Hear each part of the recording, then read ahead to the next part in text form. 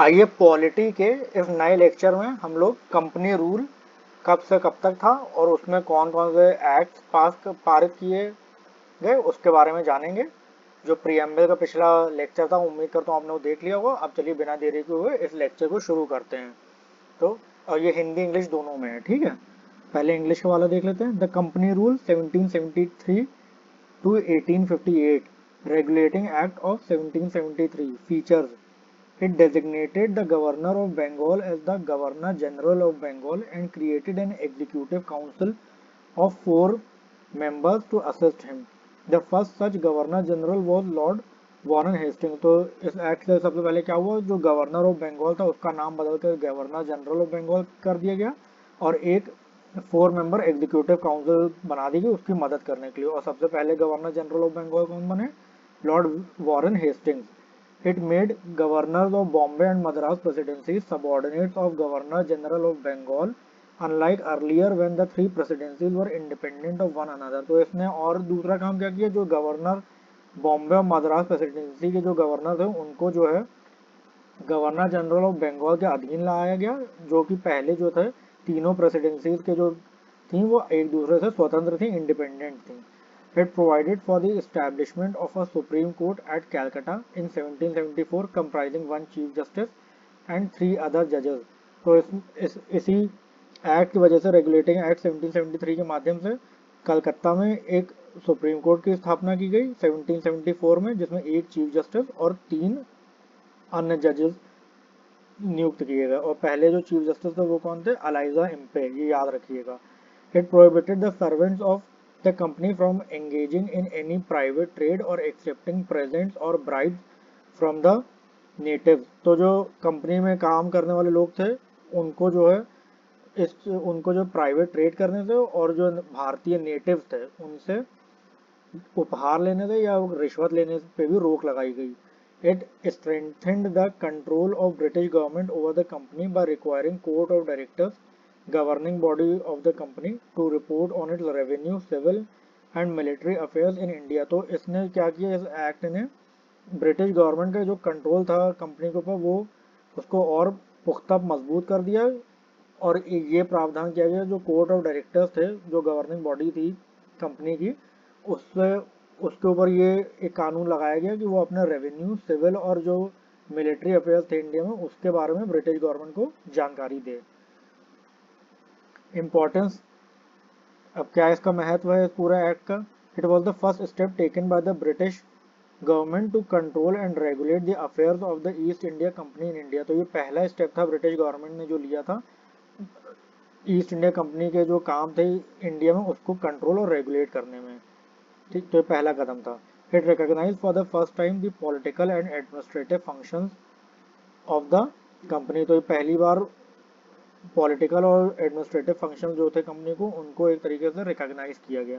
It laid the foundation of a central administration in India. तो इस ये regulating act से इंडिया में एक सेंट्रल एडमिनिस्ट्रेशन का फाउंडेशन, नींव रख दी गई। ठीक है, अब आगे देखते हैं। Pitt's India act 1784 to rectify the defects of regulating act 1773 the british parliament passed the amending act 1781 also known as the act of settlement। तो जैसे रेगुलेटिंग एक्ट में को ब्रिटिश है उसको लगा कि कुछ खामियां रह गई, कोई डिफेक्ट्स रह गए, तो उनको सही करने के लिए ब्रिटिश संसद ने अमेंडिंग एक्ट 1771 में पारित किया, जिसे एक्ट ऑफ सेटलमेंट भी कहा जाता है। तो फीचर्स क्या थे इसके, it distinguished between the commercial and administrative functions of the company. तो इस एक्ट के माध्यम से कमर्शियल और एडमिनिस्ट्रेटिव जो काम थे कंपनी के उनके बीच में एक डिस्टिंक्शन की गई, मतलब उसको अलग अलग किया गया। It allowed the court of directors to manage the commercial affairs but created a new body called Board of Control to manage the political affairs। That thus it established a system of double government। तो इससे हुआ ये, जो court of directors था उसको जिम्मेदारी दी गई कि वो कंपनी के कॉमर्शियल काम संभाले और एक नया बोर्ड ऑफ कंट्रोल बनाया गया पॉलिटिकल पॉलिटिकल काम को संभालने के लिए कंपनी के। तो एक तरीके से एक डबल गवर्नमेंट वाला सिस्टम जो है इंट्रोड्यूस कर दिया गया। It empowered the Board of Control to supervise and direct all operations of civil and military government or revenues of the British possession in India। तो उसने इस एक्ट के माध्यम से जो बोर्ड ऑफ कंट्रोल था उसको ये ताकत दे दी गई कि वो जो है जो सिविल और मिलिट्री काम थे और जो रेवेन्यू ब्रिटिश पोजीशन से आ रहा था उससे जुड़े हुए मामले जो हैं वो बोर्ड ऑफ कंट्रोल को हैंडल करने का पावर दे दिया गया इस एक्ट के माध्यम से। अब इम्पोर्टेंस क्या रही इसकी? The companies territories in India were for the first time called British possession in India. तो पहली बार जो कंपनी की टेरिटरीज थी इंडिया में उनको ब्रिटिश पोजेशन इन इंडिया पहली बार पिट्स इंडिया एक्ट 1784 के माध्यम से कहा गया। The British government was given supreme control over companies affairs and it's administration in India. तो जो ब्रिटिश सरकार थी उसे सुप्रीम कंट्रोल मतलब पूरा कंट्रोल दे दिया गया जो कंपनी के कामकाज था और उसका जो एडमिनिस्ट्रेशन था, प्रशासन था इंडिया में, उसके ऊपर ब्रिटिश गवर्नमेंट को पूरा कंट्रोल दे दिया गया। अब charter act 1833 features it made governor general of Bengal as the governor general of India and vested in him all civil and military powers. अब इसमें और मजबूत सेंट्रलाइजेशन किया गया।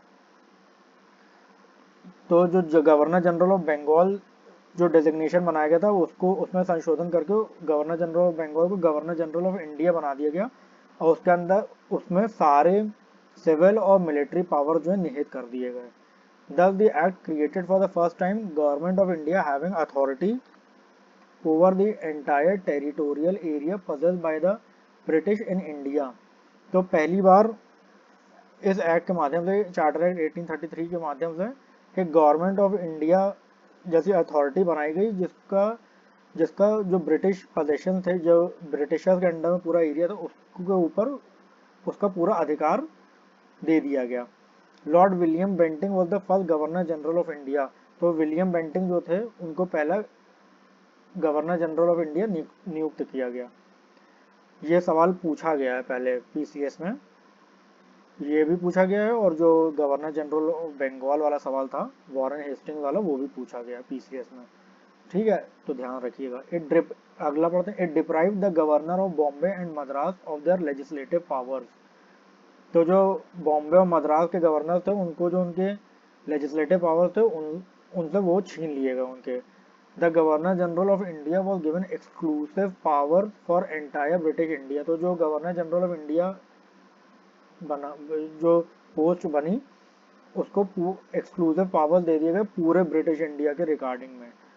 The laws made under the previous act were called as regulation while the laws made under this act were called as act. तो जो पहले के लॉज थे उनके मुताबिक जो कानून बने उनको रेगुलेशन कहा जाता था, लेकिन अब इस एक्ट के माध्यम से जो कानून बनेंगे उनको एक्ट्स कहा जाएगा। तो एक तरीके की वैधता जो है देने की कोशिश की गई। भाई एक्ट जो होता है वो ज़्यादा उसकी वैधता होती है क्योंकि माना जाता है कि वो पार्लियामेंट से पास हुआ है ना, तो इस तरीके से वैधता देने की कोशिश की गई। It ended the activities of East India Company as commercial body which became a purely administrative body. तो ये इस एक्ट के माध्यम से ईस्ट इंडिया कंपनी की कॉमर्शियल जो काम थे वो पूरी तरीके से समाप्त कर दिए गए और उसे एक प्योरली एडमिनिस्ट्रेटिव बॉडी बना दी गई। ये सवाल पूछा जाता है कि इस एक्ट के माध्यम से ईस्ट इंडिया कंपनी का कॉमर्शियल काम जो था वो एकदम खत्म कर दिया गया। ठीक है, तो ये याद रखिएगा चार्टर एक्ट 1833 के माध्यम से। It provided that the companies territories in India were held by it in trust for his majesty his hairs and successors. तो इस एक्ट ने ये भी वो किया कि जो कंपनी की टेरिटरीज हैं वो कंपनी जो है जो ब्रिटिश मैजेस्टी हैं, ब्रिटिश क्राउन है, उसके बिहाफ पे या उसके सक्सेसर्स के बिहाफ पे होल्ड कर रही है। The charter act 1833 attempted to introduce a system of open competition for selection of civil servants and stated that the Indians should not be debarred from holding any place, office and employment under the company. तो ये चीज़ बहुत important है, ये वाला point number 4 जो है। Charter act 1833 के माध्यम से पहली बार ये कोशिश की गई जो कि ओपन कंपटीशन सिविल सर्विसेज के लिए ओपन कंपटीशन का सिस्टम इंट्रोड्यूस किया जाए, लेकिन ये अटेम्प्ट था, मतलब इंट्रोड्यूस करने की कोशिश की गई लेकिन ये अटेम्प्ट सफल नहीं हो पाया। However this provision was negated after opposition from court of directors. तो कोर्ट ऑफ डायरेक्टर्स ने इस प्रोविजन का विरोध किया जिसके बाद इसको ठंडे बस्ते में डाल दिया गया, मतलब इसको इसके बाद आगे नहीं, इसके लेके आगे नहीं बढ़ा गया। तो ये चीज़ याद रखिएगा, ये इंपॉर्टेंट है, ठीक है, कि 1833 के चार्टर एक्ट से कोशिश की गई ओपन कंपटीशन सिविल सर्विसेज के लिए, लेकिन हो नहीं पाया, ठीक है। अब इम्पोर्टेंस क्या रही इस एक्ट की? The act was the final step toward centralization in British India. तो ये जो एक्ट था चार्टर एक्ट 1833, वो एक तरह फाइनल स्टेप था केंद्रीकरण का ब्रिटिश इंडिया में। फिर चार्टर एक्ट 1853, अब 1853 का चार्टर एक्ट के फीचर्स देख लेते हैं। It separated for the first time the legislative and executive functions of the governor general council. It provided for addition of 6 new members called legislative councillors to the council. In other words, it established a separate Governor General's Legislative Council which came to be known as the Indian Central Legislative Council. This legislative wing of the council functioned as a mini parliament, adopting the same procedures as the British Parliament. Thus, legislation for the first time was treated as a special function of the government requiring special machinery and special process. तो charter act 1853 का जो के माध्यम से क्या किया गया, पहली बार जो गवर्नर जनरल का काउंसिल था उसके लेजिस्लेटिव और एग्जीक्यूटिव फंक्शन को अलग किया गया, ठीक है। जो लेजिस्लेटिव विंग थी इस काउंसिल की, वो एक तरीके से मिनी पार्लियामेंट, एक छोटे से संसद की तरह काम करने लगी, और उसने वही ही तरीके अपनाए जो ब्रिटिश संसद अपनाता था। तो पहली बार एक तरीके से लेजिस्लेशन को एक स्पेशल फंक्शन की तरह देखा गया गवर्नमेंट के, जिसको एक स्पेशल मशीनरी और स्पेशल प्रोसेस के थ्रू जिसका काम किया गया, ठीक है। तो ये इस एक्ट के माध्यम से, चार्टर एक्ट 1853 के माध्यम से हुआ। अगला चीज क्या हुई जो कि इम्पोर्टेंट है, it introduced an open competition system of selection and recruitment of civil servants.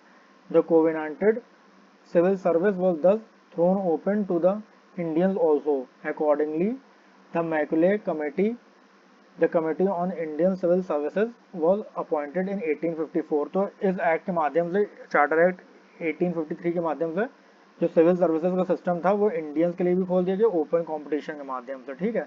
और इसी के मद्देनजर मैकुले कमेटी, जिसका औपचारिक नाम था committee on Indian civil service, उसको अपॉइंट किया गया 1854 में, ठीक है। तो ये चीज, ये पॉइंट इंपॉर्टेंट है, तो इसे जो है ध्यान रखिएगा कि 1853 में ये स्टेप ले लिया गया कि ओपन कंपटीशन होगा और इंडियंस के लिए भी ये खोल दिया गया सिविल सर्विसेज का एग्जाम। और 1833 में कोशिश की गई थी लेकिन असफल रही, वो प्रयास असफल रहा, ठीक है, ये याद रखिएगा। अगला पढ़ते हैं। It extended the companies rule and allowed it to retain possession of Indian territories on the trust of the British Crown। तो इस एक्ट के माध्यम से जो कंपनी का रूल था उसे और बढ़ाया गया, और ये वो किया गया जो इंडियन टेरिटरीज जो हैं, जो कंपनी होल्ड कर रही है, वो ब्रिटिश क्राउन के प्रतिनिधि की तरह कर रही है, ठीक है। But it did not specify any particular period unlike previous charter. लेकिन इस बार ये हुआ कि जो पहले प्रीवियस चार्टर होते थे उनमें एक पर्टिकुलर पीरियड रहता था, लेकिन इस चार्टर में इस तरीके कोई पीरियड मेंशन नहीं किया गया। Thus, this was a clear indication that the company's rule could be terminated at any time the parliament liked। तो एक स्पष्ट संदेश था कि ये कंपनी का जो शासन था वो किसी भी वक्त जब ब्रिटिश पार्लियामेंट चाहेगा उसको समाप्त कर देगा। It introduced for the first time local representation in Indian Central Legislative Council। तो इससे पहली बार क्या हुआ, जो इंडियन सेंट्रल लेजिस्लेटिव काउंसिल था उसमें लोकल रिप्रेजेंटेशन भी दिया गया। Of the 6 new legislative members of the Governor General Council, 4 members were appointed by the local provincial governments of Madras, Bombay, Bengal and Agra। तो जो लेजिस्लेटिव काउंसिल के 6 नए member appoint हुए उसमें 4 जो थे वो मद्रास, बॉम्बे, बंगाल और आगरा से अपॉइंट हुए, ठीक है। इस एक्ट का इंपॉर्टेंस क्या रहा, क्यों इंपॉर्टेंट है ये act? This was the last of the series of charter acts passed by the British Parliament between 1793 and 1853। तो ये जो था ये अंतिम चार्टर एक्ट था जो कि ब्रिटिश संसद ने पास किया 1793 से 1853 के बीच, ठीक है। अब आइए हिंदी में ये देख लेते हैं पूरा। तो कंपनी शासन 1773 से 1858, रेगुलेटिंग एक्ट 1773, विशेषताएं, इसने बंगाल के गवर्नर को गवर्नर जनरल ऑफ बंगाल के रूप में नामित किया। और उसकी सहायता के लिए 4 सदस्यों वाली एक कार्यकारी परिषद एग्जीक्यूटिव काउंसिल का गठन किया। ऐसे प्रथम governor general lord Warren Hasting थे। इसने बॉम्बे और मद्रास प्रेसिडेंसियों के गवर्नरों को बंगाल के गवर्नर जनरल के अधीन कर दिया, जबकि इससे पहले तीनों प्रेसिडेंसियां एक दूसरे से स्वतंत्र थीं।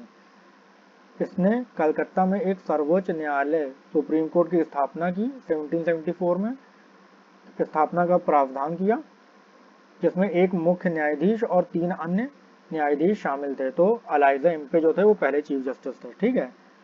इसने कंपनी के कर्मचारियों को किसी भी निजी व्यापार में संलग्न होने या देसी निवासियों से, मतलब इंडियंस से, भारतीयों से उपहार अथवा रिश्वत स्वीकार करने से प्रतिबंधित किया। इसने कंपनी पर ब्रिटिश सरकार का नियंत्रण मजबूत किया, क्योंकि कंपनी के निदेशक मंडल कोर्ट ऑफ डायरेक्टर्स को भारत में अपने राजस्व, नागरिक और सैन्य मामलों की रिपोर्ट प्रस्तुत करना अनिवार्य किया गया। महत्व देख लेते हैं।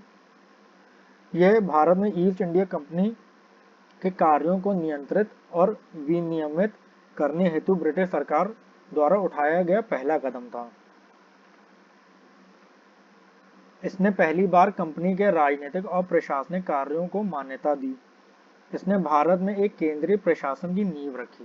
Pitt's India act 1784, regulating act 1773 की कमियों को दूर करने के लिए ब्रिटिश संसद ने संशोधन अधिनियम 1781 पारित किया, जिसे एक्ट ऑफ सेटलमेंट भी कहा जाता है। विशेषताएं: इसने कंपनी के वाणिज्यिक और प्रशासनिक कार्यों के बीच स्पष्ट अंतर स्थापित किया। इसने निदेशक मंडल कोर्ट ऑफ डायरेक्टर्स को वाणिज्यिक मामलों का प्रबंधन करने की अनुमति दी, लेकिन राजनीतिक मामलों के प्रबंधन हेतु बोर्ड ऑफ कंट्रोल नामक एक नई संस्था का गठन किया।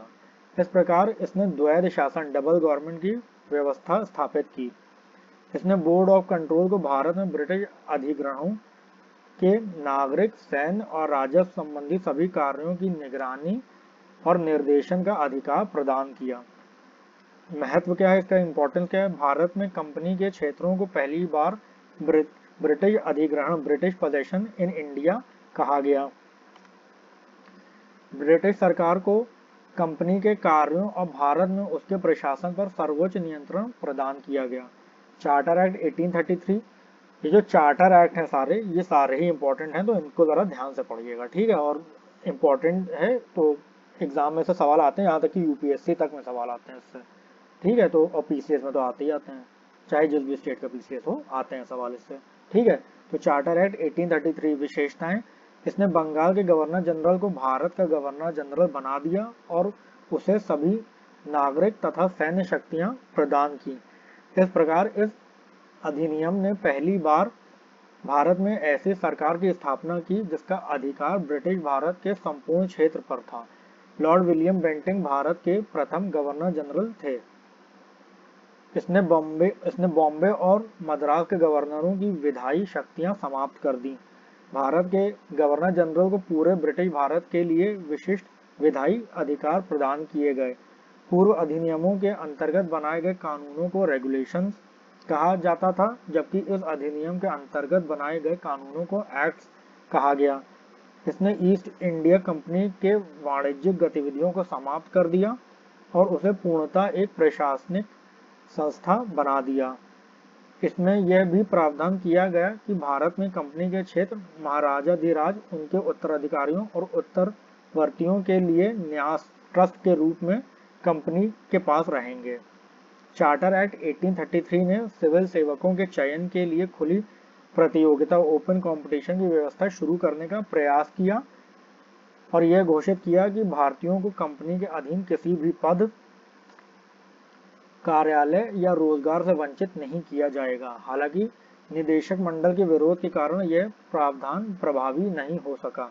महत्व क्या रहा इस चार्टर एक्ट 1833 का? यह अधिनियम ब्रिटिश भारत में केंद्रीकरण की दिशा में अंतिम कदम था। अब चार्टर एक्ट 1853 के बारे में पढ़ लेते हैं। विशेषताएं इसकी क्या थी? इसने पहली बार गवर्नर जनरल की परिषद के विधायी और कार्यकारी कार्यों को अलग किया। परिषद में विधायी पार्षद, लेजिस्लेटिव काउंसिलर कहलाने वाले 6 नए सदस्यों को जोड़ा गया। दूसरे शब्दों में इसने एक पृथक गवर्नर जनरल की विधायी परिषद की स्थापना की, जिसे भारतीय की केंद्रीय विधायी परिषद इंडियन सेंट्रल लेजिस्लेटिव काउंसिल कहा गया। भारतीय केंद्रीय विधायी परिषद इंडियन सेंट्रल लेजिस्लेटिव काउंसिल, ठीक है। परिषद का यह विधायी अंग एक लघु संसद मिनी पार्लियामेंट की तरह कार्य करता था और ब्रिटिश संसद की समान प्रक्रियाओं को अपनाता था। इस प्रकार पहली बार विधि निर्माण को सरकार का एक विशेष कार्य माना गया, जिसके लिए विशेष तंत्र और विशेष प्रक्रिया की आवश्यकता थी। इसने सिविल सेवकों के चयन और भर्ती के लिए खुली प्रतियोगिता प्रणाली लागू की।